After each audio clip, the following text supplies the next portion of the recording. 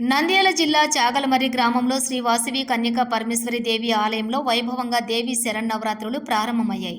విశ్వావసునామ సంవత్సరం సోమవారం ఉదయం అశ్వయుజ శుద్ధ పాడ్యమి సందర్భంగా పూజారి కైపా నరసింహశాస్త్రి ఆధ్వర్యంలో ముందుగా కలశస్థాపన, చండీ కలశస్థాపన, అంకురారోపణము, ఆదిత్యాది నవగ్రహ జపములు, చండీ సప్తశతి పారాయణం, అగ్ని ప్రతిష్ఠ కార్యక్రమం నిర్వహించారు.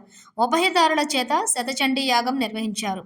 ఆర్యవేశ సంఘం అధ్యక్షులు మదళ్లపల్లె లక్ష్మీనారాయణ ఆధ్వర్యంలోని పవనపుత్ర హనుమాన్ పతాక ఆవిష్కరణ చేశారు. ఈ కార్యక్రమంలో ఆర్యవేశ సంఘం అధ్యక్షులు మదళ్లపల్లె లక్ష్మీనారాయణ, ధర్మకర్త వంకదార లక్ష్మణబాబు, ప్రధాన కార్యదర్శి కోరపాటి రామకృష్ణ, వరప్రసాద్, కమిటీ సభ్యులు తదితరులు పాల్గొన్నారు.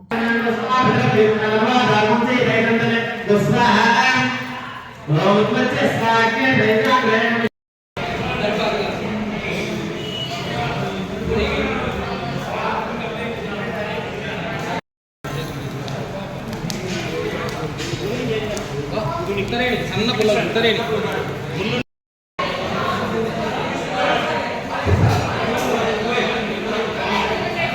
అమ్మాయి